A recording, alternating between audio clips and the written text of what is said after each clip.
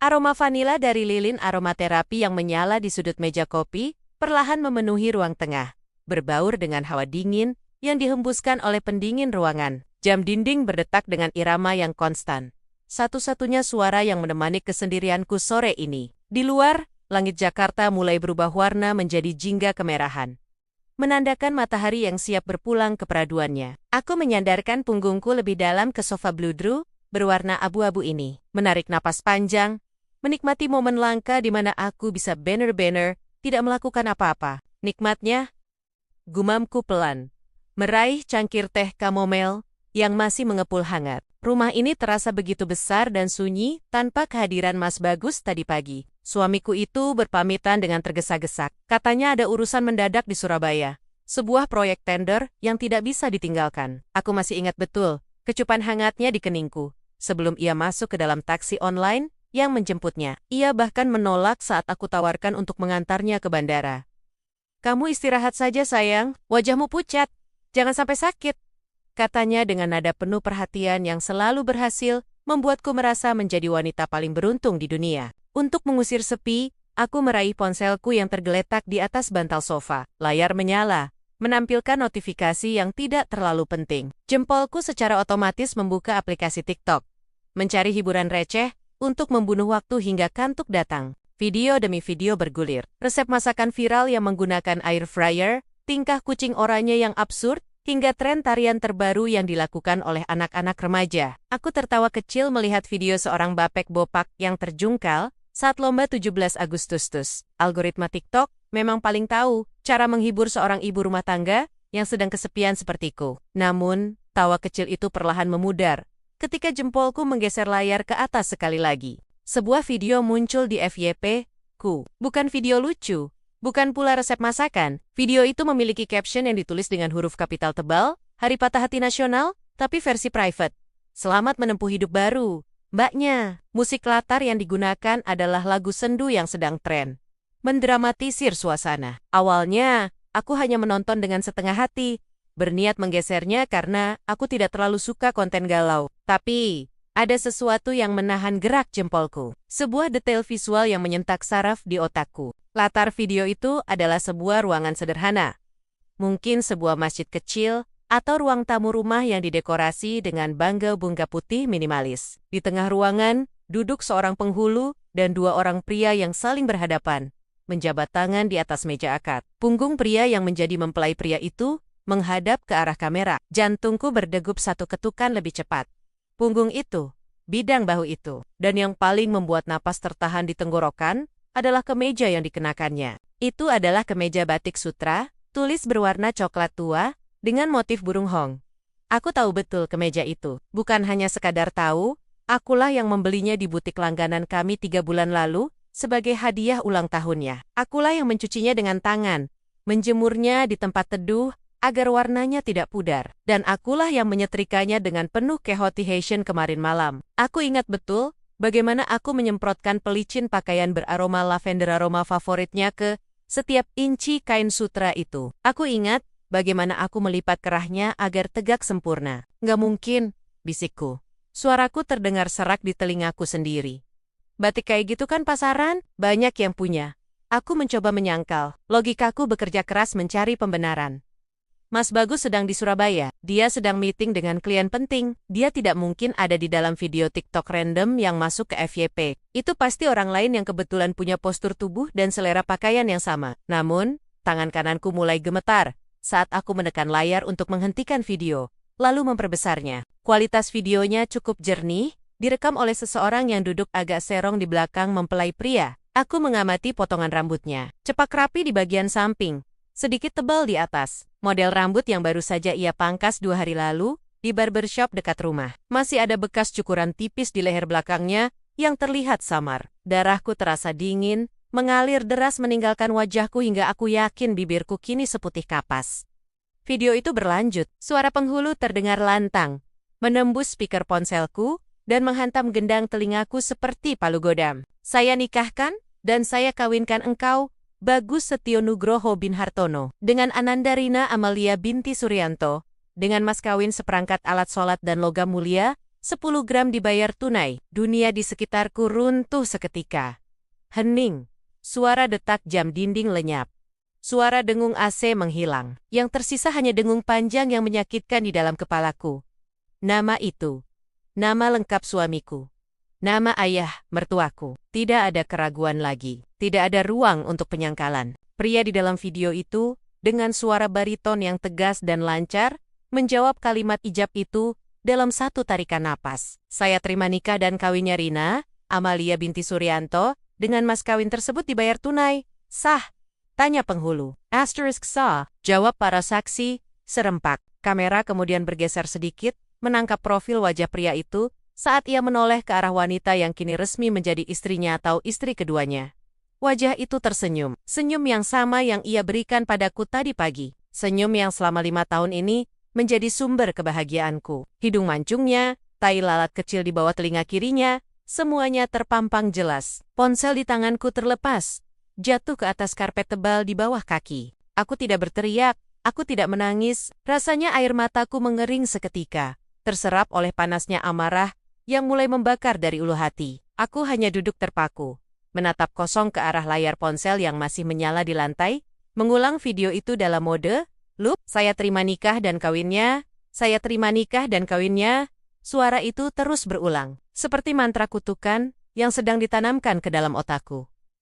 Jadi, ini arti dinas luar kota? Ini arti proyek tender di Surabaya? Mataku menyapu ruangan mewah tempatku duduk. Rumah seharga 3 miliar di kawasan elit Jakarta Selatan ini terasa seperti penjara emas yang dingin. Foto pernikahan kami yang berukuran besar masih tergantung gagah di dinding ruang tamu, seolah mengejek kebodohanku. Di foto itu, kami berdua tersenyum lebar, penuh harapan. Di foto itu, Mas Bagus memegang tanganku erat, seakan berjanji tak akan pernah melepaskan. Aku merasakan mual yang hebat, perutku bergejolak, menolak teh kamomil yang baru saja kuminum. Aku membungkuk, menahan rasa ingin muntah, mencengkeram pinggiran sofa hingga kuku-kukuku memutih.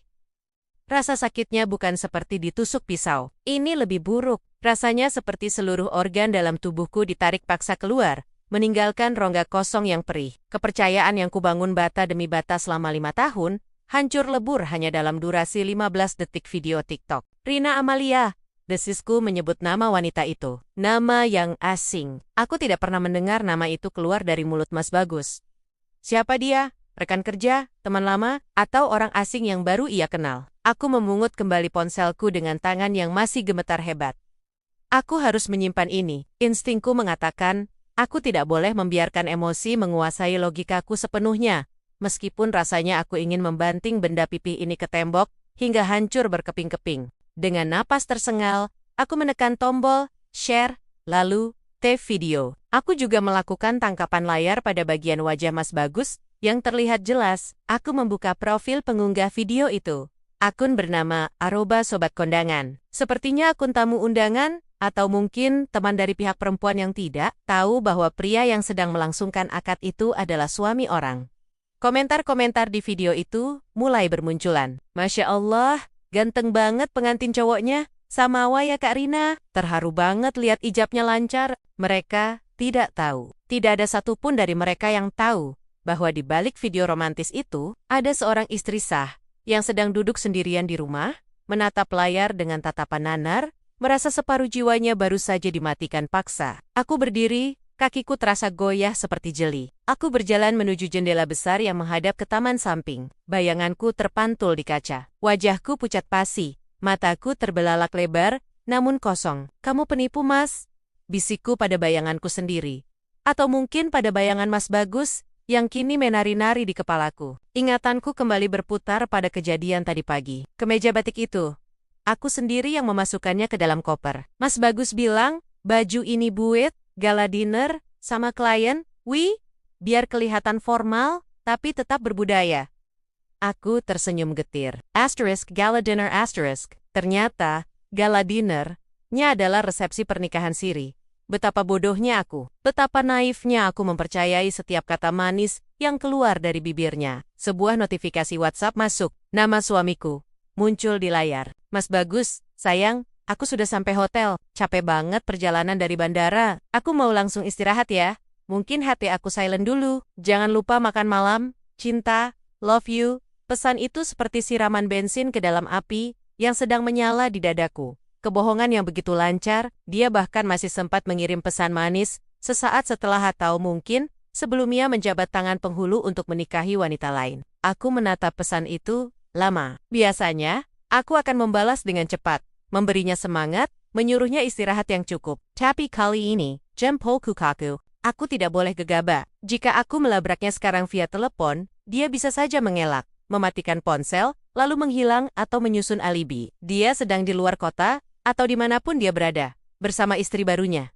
Aku punya waktu. Aku menarik napas dalam-dalam, mencoba memasukkan oksigen ke paru-paruku yang terasa sesak. Air mata yang sedari tadi tertahan, akhirnya menetes satu persatu. Bukan air mata kesedihan mendayu-dayu, melainkan air mata kemarahan yang panas. Kupandang sekeliling rumah ini lagi, sofa Italia yang kami pilih bersama, lampu gantung kristal yang ia pasang sendiri, lantai marmer yang dingin.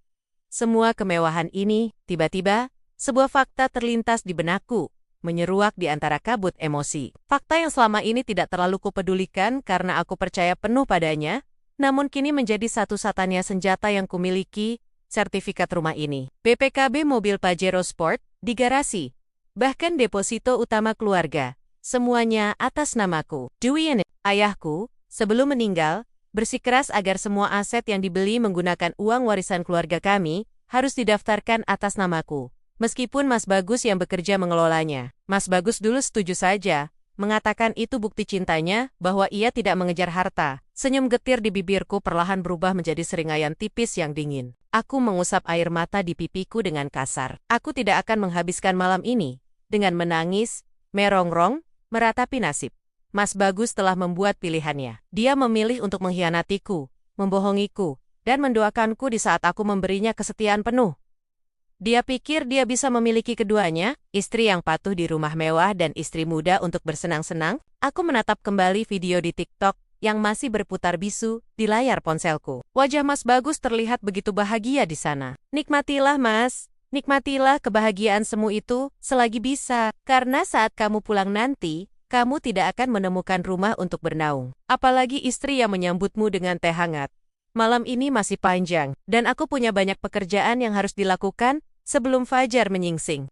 Jari-jariku masih gemetar. Bukan karena dinginnya penyejuk ruangan yang menyala di suhu 18 derajat, melainkan karena getaran hebat yang merambat dari ulu hati hingga ke ujung sarafku. Ponsel di tanganku terasa panas, kontras dengan darahku yang serasa membeku. Aku memutar ulang video itu. Sekali lagi, untuk yang ke-10 kalinya, mungkin lebih. Aku butuh memastikan bahwa mataku tidak sedang berhalusinasi karena kelelahan menunggu kepulangannya. Di layar berukuran 6 inci itu, wajah pria yang paling kucintai terpampang jelas. Resolusi kamera ponsel zaman sekarang memang kejam. Ia tidak menyembunyikan apapun. Aku menekan tombol jeda tepat di detik ke-15. Aku memperbesar gambar itu dengan 2 jari, menatap leket-leket pada kemeja batik sutra, bernuansa coklat dan emas yang dikenakannya. Napas tertahan di tenggorokan. Rasa Mewil tiba-tiba menyergap. Aku tahu kemeja itu. Demi Tuhan! Aku tahu setiap jahitan dan pola parangnya. Akulah yang memilih kain itu di butik langganan kami bulan lalu. Akulah yang membawanya ke penjahit, memastikan potongannya pas di tubuh tegap Bagus. Dan yang paling menyakitkan, akulah yang menyetrikanya pagi itu, sebelum ia berangkat dengan alasan dinas mendadak ke Surabaya. Aku bahkan menyemprotkan pewangi favoritnya, berharap ia tetap wangi sepanjang hari, di tengah kesibukan rapat yang ia karang. Ternyata, ia wangi untuk wanita lain. Saya terima nikah dan kawinnya. Suara Bagus terdengar lantang, tegas, tanpa keraguan sedikitpun. Suara yang sama yang berbisik pamit padaku tadi pagi. Aku melempar ponsel itu ke atas sofa bludru abu-abu di ruang tengah. Bunyi buk yang redam terdengar begitu menyedihkan di tengah keheningan rumah seluas 300 meter persegi ini. Rumah yang terlalu besar untuk dihuni sendirian, rumah yang kami bangun dengan mimpi-mimpi tentang masa depan, dan anak-anak yang belum juga hadir. Aku bangkit berdiri, kakiku terasa goyah saat memijak lantai marmer yang dingin. Aku berjalan mondar-mandir, mencoba mengusir rasa sesak yang menghimpit dada. Rasanya seperti ada tangan tak kasat mata yang meremas paru-paruku, memaksaku untuk berteriak, menangis, atau menghancurkan vas bunga kristal di atas meja konsol.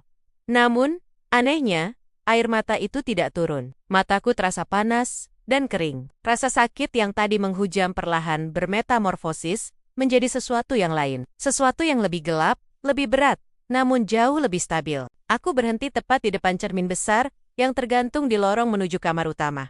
Aku menatap bayanganku sendiri. Wanita di cermin itu tampak pucat, rambutnya sedikit berantakan.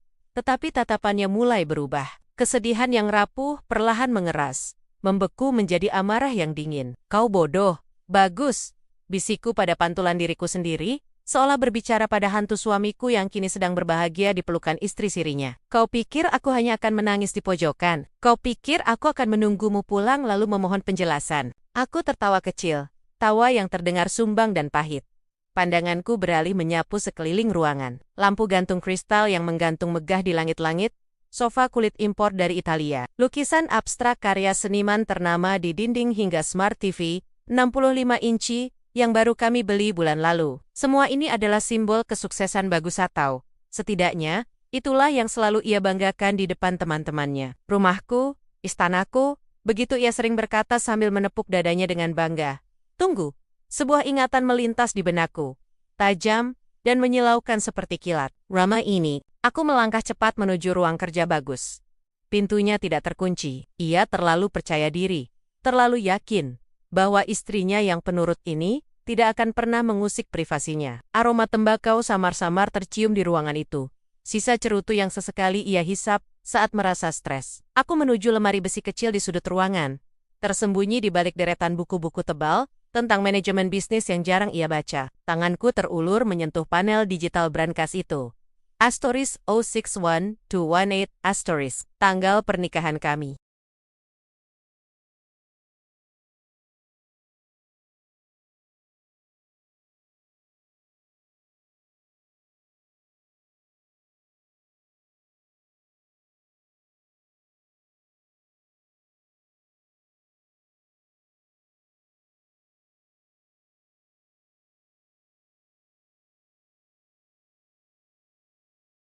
Aku membaca baris demi baris tulisan di atas kertas berharga itu. Mataku terpaku pada kolom pemegang hak. Di sana, tercetak jelas dengan tinta hitam di atas kertas berwatermark resmi negara, Dewi Anggraini. Hanya namaku. Tidak ada nama Bagus. Senyum tipis mulai terukir di bibirku. Senyum yang tidak menyentuh mata. Aku ingat saat kami membeli rumah ini 3 tahun lalu. Saat itu, Bagus sedang tersandung masalah sengketa bisnis dengan mantan rekannya. Ia ketakutan asetnya akan disita jika ia kalah di pengadilan. Dengan wajah memelas, ia memintaku bahkan memohon agar rumah ini didaftarkan atas namaku. Demi keamanan masa depan kita, sayang, katanya waktu itu. Biar kalau ada opo-opo sama bisnisku, kamu tetap punya tempat tinggal. Dan mobil itu, tanganku merogoh lagi ke dalam brankas. Mengambil buku pemilik kendaraan bermotor BPKB dari mobil sport 2 pintu kebanggaannya, Mazda MX-5 merah menyala yang sering ia pamerkan di Instagram. Lagi-lagi, tertera nama Dewi Anggraini. Alasannya waktu itu berbeda. Ia ingin memberiku hadiah ulang tahun yang sebenarnya. Meski pada kenyataannya, dia yang menyetir mobil itu 90% dari waktu pemakaian. Pajak progresif, katanya. Jadi lebih baik pakai namaku karena aku belum punya kendaraan atas nama pribadi. Aku menghempaskan punggungku ke kursi kerja kulit miliknya. Kursi yang terasa terlalu besar untukku, namun kini memberikan rasa kuasa yang aneh. Di luar sana, Bagus sedang menikmati malam pertamanya dengan wanita itu, mungkin di sebuah hotel murah atau rumah kontrakan. Membayangkan dirinya sebagai raja yang memiliki 2 ratu. Dia mungkin berpikir dia telah memenangkan segalanya. Istri cantik di rumah yang setia menunggu, dan istri muda yang segar untuk pelarian. Dia lupa satu hal fatal. Dia lupa di atas tanah siapa istananya berdiri. Aku melirik jam dinding. Pukul ke-23,45. Bagus bilang dia akan dinas selama 3 hari. Itu artinya, aku punya waktu sekitar 60 jam sebelum ia menginjakkan kaki kembali di rumah ini. 60 jam adalah waktu yang sangat lama jika kau hanya menangis. Tapi waktu yang sangat singkat jika kau harus menghapus jejak kehidupan selama 5 tahun. Aku mengambil kembali ponselku yang tergeletak di sofa ruang tengah tadi. Layarnya menyala, menampilkan notifikasi dari TikTok. Video itu semakin viral. Kolom komentar dipenuhi ucapan samawa dan pujian atas keberanian mereka menikah secara sederhana. Tidak ada yang tahu bahwa di balik kesederhanaan itu, ada seorang istri sah yang dunianya baru saja diledakkan. Aku tidak akan membalas komentar itu. Aku tidak akan membuat video klarifikasi sambil menangis tersedu-sedu meminta simpati netizen. Itu bukan gayaku. Air mataku terlalu mahal untuk menjadi tontonan publik. Balas dendam terbaik bukanlah dengan teriakan atau caci maki di media sosial. Balas dendam terbaik adalah dengan diam-diam menarik karpet dari bawah kaki seseorang saat mereka sedang berdiri tegak dengan angkuhnya. Aku membuka aplikasi galeri, memotret sertifikat rumah dan BPKB mobil tersebut, memastikan pencahayaannya cukup. Tulisannya terbaca jelas, otakku bekerja cepat. Menyusun strategi seperti seorang jenderal perang. Rumah ini bernilai pasar sekitar 3,5 miliar rupiah. Jika aku ingin menjualnya dalam hitungan jam, aku harus membuang harga 3 miliar, 2,8 miliar. Aku teringat pada Kohendra, teman lama ayahku yang memiliki jaringan jual beli properti dan mobil mewah. Dia dikenal sebagai spesialis likuidasi cepat bagi orang kaya yang butuh uang tunai, mendadak biasanya karena judi atau utang. Dia tidak pernah banyak bertanya, asalkan surat-seratnya lengkap dan harganya masuk akal. Aku tidak peduli jika aku rugi beberapa ratus juta. Tujuanku bukan keuntungan finansial maksimal, tujuanku adalah likuiditas total. Aku ingin mengubah beton dan logam ini menjadi angka-rengka digital di rekeningku yang tidak diketahui bagus, lalu menghilang. Biarlah rugi sedikit, asalkan saat bagus pulang nanti, ia tidak menemukan opo-opa selain dinding kosong dan gema suaranya sendiri. Tidak ada rumah untuk dipamerkan. Tidak ada mobil sport untuk gaya-gayaan. Dia akan kembali menjadi bagus yang dulu saat pertama kali kutemukan. Pria biasa dengan ambisi besar, namun tanpa modal. Aku menutup brankas itu kembali. Namun kali ini aku membawa dokumen-dokumen itu bersamaku. Aku mendekap map biru dan buku BPKB itu di dadaku. Rasanya lebih hangat daripada pelukan bagus belakangan ini. Aku berjalan ke kamar tidur utama. Pakaian-pakaian bagus masih tergantung rapi di walk-in closet. Sepatu-sepatu mahalnya berjejer di rak. Parfum-parfumnya, jam tangannya, besok, semuanya harus pergi. Aku duduk di tepi ranjang, king size. Spray sutra ini terasa dingin di kulit. Aku tidak akan tidur di sini malam ini. Aku tidak sudi merebahkan tubuhku di tempat di mana kebohongan demi kebohongan dibisikkan setiap malam, sebagai pengantar tidur. Aku beranjak keluar, menuju kamar tamu di lantai bawah. Sebelum mematikan lampu ruang tengah, aku menatap sekeliling rumah mewah ini untuk terakhir kalinya, dalam keadaannya yang utuh. Nikmatilah malam ini, Mas, gumamku pelan.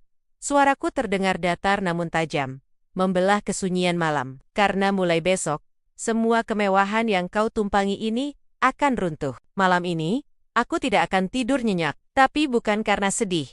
Adrenalin di darahku mengalir terlalu deras. Aku harus menyusun daftar. Aku harus mengepak barang-barang pribadiku hanya yang perhiasan. Dokumen identitas, laptop, sisanya akan kutuangkan ke dalam diskon cuci gudang bagi siapa saja yang mau membelinya besok. Aku merebahkan diri di kasur kamar tamu yang lebih kecil.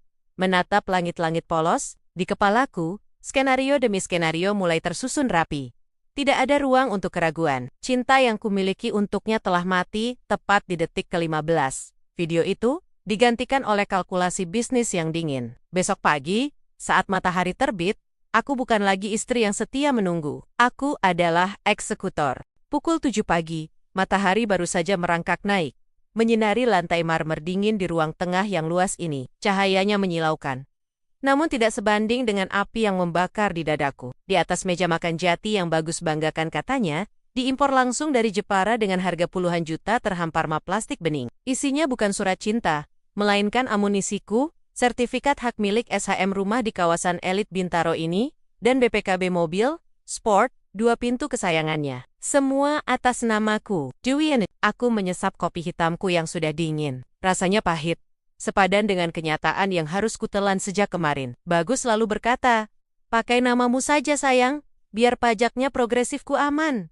Lagi pula, apa bedanya? Milikku milikmu juga, betapa manisnya racun itu sekarang. Kalimat itu kini menjadi pedang yang akan menebas lehernya sendiri. Jari-jariku menari di atas layar ponsel, mencari kontak yang sudah kutandai sejak semalam. Pak Hendra, agen properti spesialis jual butuh. Napasku sempat tertahan sebentar sebelum aku menekan tombol panggil. Halo, selamat pagi Bu Dewi. Tumben menelepon pagi-pagi. Suara bariton Pak Hendra terdengar renyah di ujung sana, diiringi suara herek pikak jalan raya. Pagi, Pak Hendra, saya tidak mau basi-basi. Suaraku terdengar datar. asing bahkan di telingaku sendiri. Bapak masih ada klien yang cari rumah di klaster saya, yang waktu itu Bapak bilang naksir berat sama posisi. Rumah saya, hening sejenak. Oh, Pak Gunawan? Masih Bu, beliau malah baru tanya minggu lalu. Kenapa? Ibu mau jual? Nadanya terdengar skeptis. Wajar, rumah ini baru kami tempati 3 tahun. Bukan mau jual Pak, harus terjual. Hari ini. Hah? Hari ini? Suara Pak Hendra meninggi 1 oktav. Bu Dewi, prosedur jual beli properti itu tidak seperti jual gorengan. Butuh notaris, cek sertifikat, belum lagi negosiasi harga. Sertifikat ada di tangan saya. Asli, PBB lunas, IMB lengkap. Saya mau lepas di angka 2,5 miliar, asterisk, full furnished, asterisk. Isinya saya tinggal semua, kecuali baju-baju saya. Aku bisa mendengar Pak Hendra tersedak ludahnya sendiri. 2,5, Bu? Pasaran di sana sudah tembus 3,5 miliar, apalagi? Full furnished, Ibu serius? Ini bukan penipuan kan? Pak Hendra, potongku tajam. Saya kirim foto sertifikat dan KTP saya sekarang. Saya butuh cash keras atau transfer RTGS hari ini juga. Kalau Pak Gunawan bisa transfer sebelum jam 3 sore, kuncinya saya serahkan hari ini. Kalau Bapak ragu, saya telepon agen lain. Tunggu. Tunggu Bu, jangan ke yang lain. Saya telepon Pak Gunawan sekarang. Kalau harganya segitu, dia pasti sikat. Tapi, Ibu yakin Pak Bagus setuju? Nama itu, menyebut namanya membuat perutku mulas. Sertifikat atas nama siapa Pak? Atas nama Ibu Dewi Anindya. Maka persetujuan Bagus tidak diperlukan. Saya tunggu kabar Bapak dalam 15 menit. Aku memutus sambungan. Jantungku berdegup kencang. Bukan karena takut, tapi karena adrenalin yang membanjir. Aku tidak memberinya waktu untuk berpikir. Keserakahan adalah motivasi tercepat manusia. Harga 2,5 miliar untuk rumah dan isinya yang bernilai hampir 4 miliar adalah godaan yang mustahil ditolak. Selagi menunggu, aku berjalan ke garasi. Di sana, terparkir BMW seri 4 Coupe berwarna hitam metalik. Mobil ini adalah istri kedua Bagus. Sebelum ia menemukan wanita sundal di video TikTok itu, ia memolesnya setiap minggu. Melarangku menyetirnya karena takut lecet. Tapi di dalam laci dashboard, dokumen kepemilikannya tertulis jelas. Dewi Anindya, hadiah ulang tahun, katanya dulu. Hadiah yang sangat berguna hari ini. Ponselku bergetar. Ko Steven, pemilik showroom mobil mewah bekas di arteri. C. Dewi, tumben, ada apa Ci? Ko, BMW hitam di garasi. Tahun muda, kilometer rendah, mulus, tanpa cacat. Berani ambil berapa? Loh, si Bagus bosan? Bukannya itu mobil kesayangan? Jangan tanya Bagus, tanya saya. BPKB, dan faktur di tangan saya. Saya mau lepas cepat. Buyback, silakan kalau nanti mau. Tapi sekarang saya butuh likuiditas. Waduh, lagi Bu butuh uang banget ya Ci? Kalau buy-in, pedagang ya pasti di bawah pasar Ci. 700 lah, 850. Ko, ambil sekarang. Barangnya di rumah. Koko tahu sendiri Bagus merawat mobil ini lebih baik daripada merawat dirinya sendiri. 800. Ci, itu udah mentok. Saya berani transfer sekarang. Kalau dokumen, clean, deal bawa orang mau ke sini. Cek fisik, bawa sekalian. Mobile banking, 1 jam kemudian, rumahku berubah menjadi pasar transaksi. Pak Hendra datang membawa notaris dan seorang pria parubaya Pak Gunawan yang matanya berbinar tamak, melihat kemewahan interior rumahku. Mereka memeriksa setiap sudut, mengetuk dinding, menyalakan keran air, seolah tak percaya mendapatkan durian runtuh. Sementara di garasi, teknisi Ko Steven sedang memeriksa mesin BMW. Suara deru mesin yang halus terdengar menyakitkan. Itu suara kebanggaan Bagus, dan aku sedang menukarnya dengan angka digital. Aku duduk di ruang tamu, menghadapi tumpukan dokumen akta jual beli. Notaris membacakan pasal-pasal dengan cepat, mulutnya berkomat kamit, seperti merapal mantra pengusir setan. Pihak pertama, Ibu Dewi Anindya, dengan ini melepaskan hak kepemilikan. Tanganku tidak gemetar sedikit pun saat menandatangani materai itu. Setiap goresan pulpen terasa seperti sayatan yang membebaskan beban di pundakku. 1 tanda tangan untuk rumah, 1 tanda tangan untuk mobil. Selamat Bu, proses balik nama akan segera kami urus. Ini bukti transfer pelunasannya. Pak Gunawan menyodorkan layar ponselnya. Angka itu berderet panjang. 2,50,00 rupiah. Tak lama, notifikasi dari bank masuk ke ponselku, dana masuk. Di saat yang hampir bersamaan, Ko Steven masuk dari pintu samping. Beres Ci, 800 juta sudah meluncur ke rekening BCA Cici. Mobil saya bawa sekarang ya. Aku mengangguk pelan. Menyerahkan kunci mobil yang tergantung bandul kulit berinisial B. Bawa saja kok, jauh-jauh dari sini. Pukul 2 siang, rumah itu sudah bukan milikku lagi. Pak Gunawan memberiku waktu hingga sore untuk mengemasi barang pribadi. Aku masuk ke kamar tidur utama. Koper besar sudah terbuka di atas kasur. Aku tidak mengambil banyak, hanya pakaianku, perhiasan pemberian orang tuaku, dan dokumen-dokumen pribadiku. Baju-baju bagus, kutinggalkan di lemari. Jam tangan mewahnya, kubiarkan di laci. Parfum mahalnya masih berjejer rapi di meja rias. Biarkan dia melihat semua barangnya masih ada, tapi atap yang menaunginya sudah hilang. Aku membuka brankas kecil di balik lukisan. Kosong, semua uang tunai, dan emas batangan sudah kumasukkan ke tas tangan. Aku menatap sekeliling kamar itu untuk terakhir kalinya. Di dinding, foto pernikahan kami yang berukuran besar masih tergantung. Senyum kami terlihat begitu palsu sekarang. Aku tidak menurunkannya. Aku membiarkannya di sana, agar pemilik baru rumah ini, Bertanutania, atau mungkin membuangnya ke tempat sampah yang seharusnya bagi kenangan busuk ini. Suara langkah kaki terdengar bergema. Rumah ini terasa begitu hampa sekarang. Padahal, perabotannya masih lengkap. Jiwanya yang hilang. Aku menarik koperku keluar, roda koper beradu dengan lantai granit, menimbulkan suara gluduk-gluduk yang memecah kesunyian. Di ruang tengah, aku berhenti sejenak. Aku mengeluarkan cincin kawin dari jari manisku. Emas putih dengan berlian kecil. Dulu, Bagus memakaikannya dengan janji setia sehidup semati. Aku meletakkan cincin itu di atas meja makan, tepat di sebelah kunci rumah yang sudah tidak berfungsi lagi untukku nanti malam. Bersanding dengan secari kertas kecil yang kutulis dengan tulisan tangan rapi, rumah ini, mobilmu, dan istrimu, semua sudah kulepas. Semoga saham barumu di TikTok cukup untuk membeli tempat berteduh. Nikmati kemiskinanmu, Mas. Aku melangkah keluar pintu utama. Matahari sore menampar wajahku. Tapi kali ini rasanya hangat. Ada mobil taksi daring yang sudah menunggu di depan pagar. Saat mobil itu membawaku menjauh, aku tidak menoleh ke belakang. Ponselku bergetar lagi. Saldo rekeningku kini berisi angka yang cukup untuk membiayai hidupku di Eropa selama 5 tahun. Atau memulai bisnis baru di Bali. Aku menyandarkan kepala ke jok mobil dan mengembuskan napas panjang. Tidak ada air mata, tidak ada histeria, hanya ada kepuasan yang dingin dan sunyi. Eksekusi telah selesai. Asetnya ludes dalam 6 jam. Selamat datang di neraka duniawi. Bagus. Mesin mobil sewaan yang kuparkir di seberang jalan bergetar halus satu-satunya, suara yang menemani detak jantungku, yang anehnya begitu tenang. Kaca film yang gelap melindungiku dari dunia luar, memberiku privasi, untuk menjadi penonton dalam teater kehancuran, yang telah kusiapkan dengan begitu teliti. Matahari sore mulai merangkak turun, menyiramkan warna oranye keemasan, ke fasad rumah yang dulu kusebut istana. Kini, di mataku, bangunan megah bergaya Mediterania itu tak lebih dari sekadar tumpukan bata dan semen yang telah berpindah tangan. Aku menyesap es kopi yang sudah mencair. Rasanya hambar. Sehambar perasaanku saat melihat taksi biru itu perlahan memasuki klaster perumahan elit ini. It's you dia. Bagus turun dari taksi dengan langkah ringan. Seolah beban dunia tak pernah singgah di pundaknya. Ia mengenakan kemeja linen biru muda, yang kubelikan bulan lalu hadiah ulang tahun, yang saat itu kuberikan dengan penuh cinta. Sebelum aku tahu bahwa cinta itu telah ia bagi dua di belakang punggungku. Di tangannya, ia menenteng koper kabin dan sebuah bungkusan paperback berwarna merah muda. Oleh-oleh, pikirku dengan senyum sinis. Apakah itu sisa uang saku dinasnya?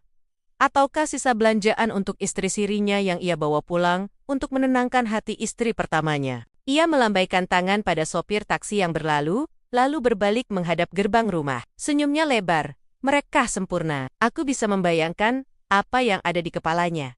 Aroma masakan favoritnya yang menguar dari dapur. Pelukanku yang menyambutnya di pintu, dan malam yang hangat di kamar tidur utama kami. Ia terlihat begitu percaya diri, begitu yakin bahwa posisinya sebagai raja di rumah ini tak tergoyahkan. Nikmatilah 5 menit terakhirmu sebagai pemilik segalanya, Mas. Bisikku pelan. Jari-jariku mencengkeram setir mobil. Buku-buku jariku memutih. Bagus melangkah menyusuri. Carport, langkahnya sempat terhenti sejenak, saat matanya menyapu garasi yang kosong melompong. Tidak ada Pajero Sport kesayangannya. Tidak ada Mercedes-Benz milikku. Keningnya berkerut sedikit. Tapi kemudian, ia menggeleng. Mungkin berpikir aku sedang pergi keluar, atau mobil-mobil itu sedang diservis. Optimismenya yang buta sungguh menyedihkan. Ia sampai di depan pintu utama yang terbuat dari kayu jati ukir. Dengan gerakan yang sudah menjadi memori otot selama 5 tahun terakhir, ia merogoh saku celananya, mengeluarkan gantungan kunci kulit yang serasi dengan dompetnya. Aku menahan napas. Inilah saatnya. Ia memasukkan kunci ke lubang pintu. 1 detik, 2 detik. Gerakannya terhenti. Ia mencoba memutar kunci itu ke kanan, lalu ke kiri. Bahunya menegang. Dari jarak 50 meter ini, aku bisa melihat gestur tubuhnya yang mulai bingung. Ia menarik kunci itu keluar, menatap geriginya seolah benda mati itu telah mengkhianatinya, lalu meniup lubang kunci itu dan memasukkannya kembali. Klak, klak, klak. Suara logam beradu itu tidak terdengar sampai ke tempatku, tapi aku bisa merasakannya. Pintu itu bergeming. Pemilik baru yang membeli rumah ini secara tunai 2 hari lalu adalah seorang pengusaha paranoid yang langsung mengganti seluruh sistem kunci digital dan manual begitu akta jual beli kami tanda tangani. Bagus, mulai terlihat panik. Ia meletakkan paper bag merah muda itu di lantai teras yang berdebu-debu yang sengaja tidak kubersihkan sebelum pergi. Ia menggunakan kedua tangannya, memutar kunci dengan paksa, menggoyangkan gagang pintu dengan kasar. Buka, gumamku, menirukan apa yang mungkin ia ucapkan. Ayo mas, teriaklah, ambil ia mulai menggedor pintu. Dewi, Duk, sayang. Mulutnya bergerak meneriakkan namaku. Teriakan yang dulu akan membuatku berlari menghampirinya, kini hanya terlihat seperti pantomim bisu yang memuakan. Ia mundur beberapa langkah, menatap jendela lantai 2, kamar tidur kami. Tirainya tertutup rapat, bukan tirai sutra yang biasa kugantung, melainkan kertas koran yang ditempel asal-asalan oleh tukang cat yang disewa pemilik baru. Kebingungan di wajahnya perlahan bermetamorfosis menjadi ketakutan murni. Ia berlari kecil ke samping rumah, mencoba mengintip lewat jendela ruang tamu. Ia menempelkan wajahnya ke kaca. Apa yang ia lihat di sana hanyalah kehampaan. Lantai marmer yang kosong, tidak ada sofa Italia, tidak ada grand piano, tidak ada lukisan-lukisan mahal yang kami kumpulkan dari berbagai lelang.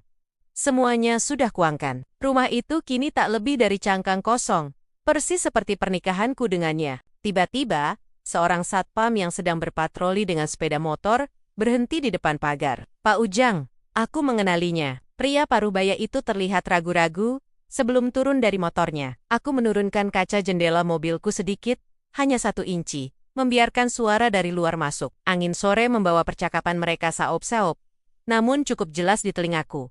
Pak Bagus, sapa Pak Ujang, nada suaranya terdengar canggung. Bagus menoleh cepat, wajahnya memerah karena campuran panas matahari dan emosi. Pak Ujang, untung Bapak lewat. Ini kunci saya kenapa nggak bisa ya? Istri saya di mana? Kok rumah kosong begini? Mobil juga nggak ada. Pertanyaan itu meluncur bertubi-tubi, seperti peluru yang ditembakkan secara membabi buta. Pak Ujang membuka helmnya, menggaruk kepalanya yang tidak gatal. Bahasa tubuhnya menunjukkan ketidaknyamanan yang luar biasa. Ia tidak dibayar untuk menyampaikan berita buruk semacam ini. Loh, Pak Bagus belum tahu? Tahu apa? Suara Bagus meninggi, ada getaran panik di sana. Dewi ganti kunci? Dia marah sama saya? Bukan ganti kunci, Pak. Jawab Pak Ujang pelan. Matanya melirik ke arah plang dijual yang sudah dicopot dari pagar, menyisakan bekas paku. Bu Dewi sudah jual rumah ini, Pak. Semuanya. 2 hari yang lalu proses serah terimanya selesai. Kuncinya sudah dipegang pemilik baru, Pak Hartono. Dunia Bagus seakan berhenti berputar detik itu juga. Ia terhuyung ke belakang, seolah ditampar oleh tangan tak kasat mata. Jual. Bagus tertawa. Tawa yang sumbang dan terdengar gila. Bapak jangan bercanda. Ini rumah saya. Sertifikatnya ada di brankas. Nggak mungkin dijual tanpa tanda tangan saya. Maaf Pak. Pak Ujang mundur selangkah. Saya cuma dengar dari agen propertinya. Katanya semua atas nama Ibu. Jadi prosesnya cepat. Kemarin truk pindahan angkut semua barang sampai malam. Rumah ini sudah kosong Pak. Wajah Bagus memucat. Warnanya terkuras habis. Kontras dengan kemeja biru cerahnya. Ia menatap rumah itu lagi. Kali ini bukan sebagai pemilik, tapi sebagai orang asing yang tersesat. Simu, atas nama Dewi, bisiknya. Suaranya lemah namun terbawa angin. Benar mas, kau lupa, saat kita menikah, kau yang bersikeras dengan lagak pahlawanmu yang manipulatif. Mengatakan bahwa semua aset lebih baik atas namaku untuk menghindari pajak progresif usahamu, atau alasan teknis lainnya. Kau pikir aku bodoh? Saat itu mungkin aku naif karena cinta. Tapi kenaifan itulah yang kini menjadi pedang yang memenggal lehermu. Pak Ujang pamit dengan sopan, enggan terlibat lebih jauh dalam drama rumah tangga orang kaya yang bangkrut. Ia menaiki motornya dan berlalu, meninggalkan Bagus sendirian di teras rumah orang lain. Bagus merogoh saku celananya lagi, kali ini dengan gerakan gemetar yang tak terkendali. Ia mengeluarkan ponselnya. Ponselku yang tergeletak di jok penumpang menyala. Layarnya berkedip menampilkan nama suamiku, nama kontak yang lupa kuubah. Getarannya mendengung, beradu dengan jok kulit. Aku menatap layar itu dengan tatapan dingin. 1 panggilan, 2 panggilan. Di seberang sana, aku melihat Bagus menempelkan ponsel ke telinganya. Mondar-mandir di depan pagar, seperti binatang yang terperangkap. Ia mengacak-acak rambutnya yang rapi. Mulutnya komet-kamit, mungkin memaki, mungkin berdoa. Ponselku mati, lalu bergetar lagi. Panggilan kedua. Aku bisa membayangkan kepanikan yang menjalar di nadinya. Dompetnya mungkin masih berisi kartu kredit.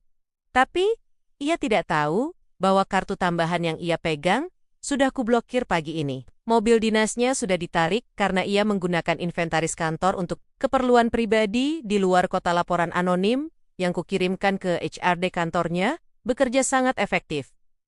Ia tidak punya rumah, tidak punya kendaraan, dan sebentar lagi ia akan sadar ia tidak punya akses ke 1 rupiah pun uang tabungan kami. Bagus merosot duduk di undakan teras. Koper kabinnya berdiri tegak di sampingnya, satu-satunya harta yang ia miliki sekarang. Ia menundukkan kepala, membenamkan wajah di antara kedua telapak tangannya. Bahunya berguncang.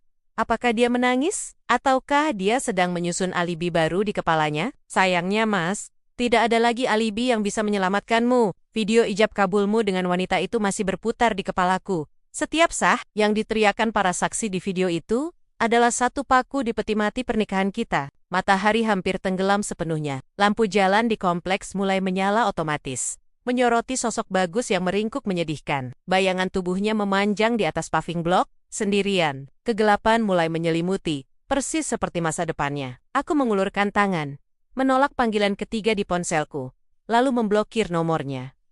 Belum saatnya aku bicara. Biarkan dia merasakan dinginnya malam ini tanpa atap. Biarkan dia merasakan kebingungan yang mencekik. Rasa tidak berdaya yang sama, seperti saat aku menonton video pengkhianatannya di layar ponselku sendirian di kamar mandi. Kunyalaan mesin mobil. Suaranya halus, tidak menarik perhatiannya yang sedang larut dalam kehancuran. Perlahan, aku menginjak pedal gas, meluncur menjauh dari rumah yang kini hanya tinggal kenangan. Malam ini, aku akan tidur di hotel berbintang dengan spray yang wangi dan perasaan lega yang luar biasa. Sementara, dia harus belajar bahwa kunci yang ia pegang tidak lagi bisa membuka pintu manapun dalam hidupku. Aroma kopi, single origin, yang mengepul dari cangkir porselen putih di hadapanku, sedikit menenangkan saraf-sarafku. Meski tidak sepenuhnya menghilangkan ketegangan yang merayap di udara. Aku duduk di sudut kafe yang cukup sepi, memilih meja yang paling jauh dari pintu masuk, namun tetap memberikan pandangan jelas ke arah parkiran. AC ruangan berdengung halus, menciptakan oase dingin yang kontras dengan terik matahari Jakarta di luar sana. Aku melihatnya datang, bukan dengan langkah tegap penuh wibawa seperti biasanya, melainkan dengan lari kecil yang menyedihkan. Bagus, suamiku atau, lebih tepatnya, pria yang sebentar lagi akan menjadi masa laluku. Kemeja kerjanya yang mahal yang kubelikan saat ulang tahunnya bulan lalu tampak kusut di bagian punggung, basah oleh keringat. Wajahnya merah padam, campuran antara kemarahan, kebingungan, dan ketakutan murni. Ia menabrak pintu kaca kafe dengan kasar, membuat lonceng kecil di atasnya berdenting nyaring, mengundang tolehan kesal dari beberapa pengunjung lain. Saat matanya menangkap sosokku, ia bergegas mendekat. Kursi di hadapanku ditariknya dengan kasar, menimbulkan bunyi decit yang menyilu-nyilu di lantai keramik. Dewi, demi Tuhan, apa yang terjadi? Suaranya parau, napasnya memburu, seperti orang yang baru saja lolos dari kejaran binatang buas. Aku pulang dan... Rumah itu? Kuncinya nggak bisa, dan ada satpam asing di depan gerbang, bilang rumah itu sudah pindah tangan. Mobilku nggak ada di garasi. Kamu di mana? Apa yang terjadi? Aku tidak langsung menjawab. Perlahan, aku mengangkat cangkirku, menyesap cairan hitam pekat itu dengan hikmat. Pahitnya menyebar di lidah. Namun tak sepahit kenyataan yang telah kutelan bulit-bulit selama 3 hari terakhir. Aku meletakkan cangkir itu kembali ke tatakannya dengan denting pelan yang disengaja. Duduklah, Bagus, kamu membuat keributan, ujarku datar. Suaraku terdengar asing di telingaku sendiri dingin, tanpa getaran emosi, seperti permukaan danau yang membeku. Bagus ternganga, seolah tak percaya dengan reaksiku. Namun, ia menurut, menghempaskan pantatnya ke kursi. Tangannya gemetar saat ia menyugar rambutnya yang berantakan. Jangan main-main, Wi. Ini nggak lucu. Apa kita bangkrut? Apa ada masalah hukum? Kenapa kamu nggak angkat teleponku dari kemarin? Cercanya bertubi-tubi. Matanya liar mencari jawaban di wajahku. Aku menatapnya lamat-lamat, mencari sisa-sisa rasa cinta yang mungkin tertinggal. Nihil. Yang kulihat hanyalah seorang pria asing yang pandai bersandiwara. Pria yang selama ini kupikir adalah mitra sepadan, ternyata hanyalah benalu yang lupa pada inangnya. Tanpa kata, aku mengambil ponselku dari atas meja. Jari-jariku yang terawat rapi menari di atas layar, membuka sebuah aplikasi yang belakangan ini menjadi mimpi buruk, sekaligus penyelamatku. TikTok, video itu masih ada di sana. Bahkan jumlah penontonnya sudah melampaui 2 juta. Algoritma yang kejam, namun jujur. Aku memutar ponsel itu dan meletakkannya di hadapan Bagus. Tonton. Perintahku singkat. Bagus mengerutkan kening, bingung. APA, aku tanya soal rumah. Kenapa kamu kasih lihat tika kalimatnya terputus? Matanya membelalak saat layar ponsel menampilkan adegan yang sangat ia kenal. Suara dari speaker ponsel memecah keheningan di antara kami. Saya terima. Nikah dan kawinnya Rini Astuti binti Suryo dengan mas kawin tersebut dibayar tunai. Suara Bagus, lantang, tegas, penuh kebanggaan. Di layar itu, Bagus tampak gagah dengan peci hitam. Duduk bersanding dengan seorang wanita muda yang tersenyum, malu-malu dengan kebaya putih sederhana. Latar belakangnya adalah ruang tamu sempit dengan cat tembok yang sedikit mengelupas. Jauh berbeda dari kemewahan yang biasa ia nikmati bersamaku. Wajah Bagus yang tadi merah padam kini memucat seketika, seputih kertas tisu di atas meja. Bibirnya bergetar, namun tidak ada suara yang keluar. Jakunya naik turun, menelan ludah yang terasa seperti paku. Aku membiarkan video itu berputar sampai habis. Sampai pada bagian di mana para saksi berteriak, "Sah!" Dan Bagus tersenyum lebar ke arah kamera senyum, yang dulu kupikir hanya milikku. Itu, suaranya tercekat, nyaris tak terdengar. "Wih, dengerin aku dulu. Itu nggak seperti yang kamu pikirkan. Itu cuma apa?" Potongku tajam. Tatapanku menusuk langsung ke manik matanya yang kini dipenuhi kepanikan. Cuma iseng, cuma simulasi, atau cuma pengkhianatan? Bagus mencoba meraih tanganku di atas meja, tapi aku menariknya mundur dengan gerakan cepat seolah tangannya adalah bara api. It's a video viral. Bagus, masuk FYP di mana-mana. Jelasku dengan nada seperti seorang guru yang sedang menjelaskan kesalahan muridnya yang bebal. Komentar netizen luar biasa jeli. Mereka menemukan akun istrimu, istri sirimu, foto-foto bulan madu kalian di puncak.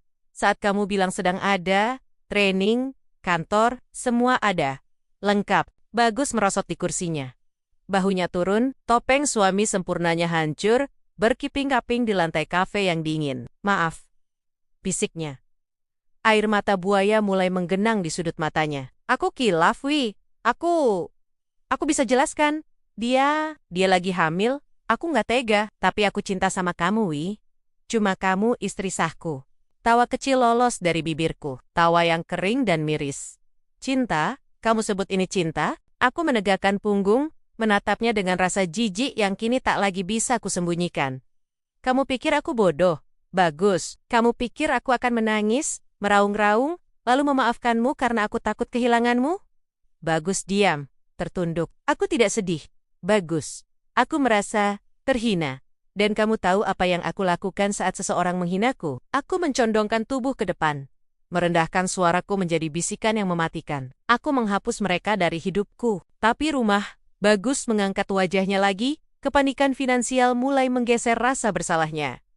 "Kenapa rumah kosong? Kenapa dijual?" "Karena itu rumahku," jawabku tegas. "Sertifikatnya atas namaku. Warisan dari orang tuaku yang kupakai untuk membelinya. Kamu lupa, saat kita menikah, kamu tidak membawa apa-apa selain ijazah dan ambisi." Rahang Bagus mengeras. Ia mulai menyadari arah pembicaraan ini. "Mobil pakai Romu?" Lanjutku. "BPKB atas namaku, deposito, rekening bersama. Semua sumber dananya dari bisnisku. Bagus, kamu hanya menikmatinya. Dan secara hukum, karena semua aset itu tercatat atas namaku sebelum dan selama pernikahan, tanpa perjanjian pisah harta yang menguntungkanmu. Aku punya hak penuh untuk melikuidasinya." Kamu jual semuanya?" Suaranya meninggi 1 oktav. Terus aku tinggal di mana? Bajuku, barang-barangku, sudah kurosakan. Jawabku enteng. Atau mungkin disumbangkan. Aku tidak peduli. 3 koper berisi pakaian lamamu sudah titipkan di pos satpam kompleks lama. Ambil saja kalau belum dibuang mereka. Bagus menatapku dengan horor. Kamu gila, Dewi. Kamu nggak bisa melakukan ini padaku. Aku suamimu. Suami yang menikah lagi tanpa izin istri pertama, koreksiku dingin. Dan ngomong-ngomong, pengacara saya sudah mendaftarkan gugatan cerai pagi ini. Bukti video itu dan penggokuen-penggokuen di media sosial, istri barumu sudah lebih dari cukup untuk memenangkan gugatan. Suasana hening menyelimuti kami. Di sekeliling kami, orang-orang tertawa, mengobrol, menjalani hidup mereka yang normal. Sementara di meja ini, sebuah kehidupan sedang dihancurkan sampai ke akar-akarnya. Bagus tampak seperti orang yang baru saja dipukul dengan palu godam. Ia menatap telapak tangannya sendiri yang kosong. Tidak ada kunci mobil, tidak ada kunci rumah mewah, tidak ada akses ke rekening gendut. Wih, suaranya bergetar. Kali ini terdengar banner-banner putus asa. Aku nggak punya uang sepeser pun. Kartu kreditku. Kamu blokir juga. Itu kartu tambahan dari rekening utamaku. Bagus. Tentu saja ku blokir. Aku meraih tasku, bersiap untuk berdiri. Terus aku harus gimana? Air matanya menetes jatuh ke meja. Kali ini mungkin air mata yang tulus air mata untuk dirinya sendiri yang malang. Rini, dia butuh biaya. Kami butuh tempat tinggal. Kamu mau membunuh kami pelan-pelan? Aku berdiri, merapikan blazerku biang sedikit kusut karena duduk. Kutatap dia dari ketinggian ini. Dulu, aku selalu memandangnya sejajar, bahkan seringkali mendongak kagum padanya. Sekarang, ia tampak begitu kecil. Beget you curdle. Itu bukan urusanku lagi. Bagus, ucapku. Kamu ingin punya 2 istri kan? Kamu ingin merasa hebat bisa menafkahi 2 keluarga? Nah, sekarang saatnya kamu buktikan kejantananmu. Tanpa uangku, tanpa fasilitas dariku, mulailah dari nol. Buktikan pada Rini, kalau kamu menikahinya bukan karena kamu merasa aman secara finansial berkat istri pertamamu. Aku meletakkan selembar uang 100.000 di atas meja untuk membayar kopiku. Bayar minumanku sekalian. Atau kalau kamu tidak punya uang, mungkin kamu bisa minta tolong istri mudamu untuk mentransfernya. Dewi, tunggu. Bagus mencoba bangkit, tangannya hendak meraih lenganku lagi. Aku menatapnya dengan tatapan yang begitu dingin, hingga ia membeku di tempatnya. Jangan pernah sentuh aku lagi. Komunikasi kita selanjutnya hanya lewat pengacara. Aku memutar tumit dan melangkah pergi. Suara sepatu hak tinggiku mengetuk lantai kafe dengan irama yang mantap. Tak, tak, tak. Setiap langkah terasa seperti membuang beban 1 ton dari pundakku. Di belakangku, aku bisa mendengar Bagus memanggil namaku dengan suara serak. Setengah berteriak, setengah menangis. Tapi, aku tidak menoleh, tidak sedetik pun. Aku melangkah keluar dari kafe, disambut oleh udara Jakarta yang panas dan berdebu. Namun anehnya, hari ini udara terasa begitu segar, matahari terasa hangat, bukan menyengat. Aku merogoh tasku, mengambil kunci mobilku yang baru sebuah sedan kecil yang kubeli tunai dari sisa penjualan aset, cukup untukku sendiri. Saat aku masuk ke dalam mobil dan menyalakan mesin, aku melihat dari kaca spion. Bagus masih duduk di sana, di balik dinding kaca kafe, menelungkupkan wajahnya di antara kedua tangannya. Bahunya berguncang hebat. Seorang pria yang tadinya memiliki segalanya, istri yang setia, rumah mewah, karir bagus, dan kehormatan. Kini, ia hanya memiliki video viral dan penyesalan yang datang terlambat. Dia menginginkan surga dunia dengan memiliki 2 istri. Namun lupa bahwa surga itu dibangun di atas fondasi keringat dan air mata istri pertamanya. Aku memasukkan gigi persneling, menginjak gas, dan membiarkan Bagus menjadi noktah kecil di spion tengah, semakin mengecil, hingga akhirnya lenyap di telan jarak. Air mataku akhirnya menetes, 1 bulir saja, bukan karena sedih, tapi karena lega. Akhirnya, aku bebas.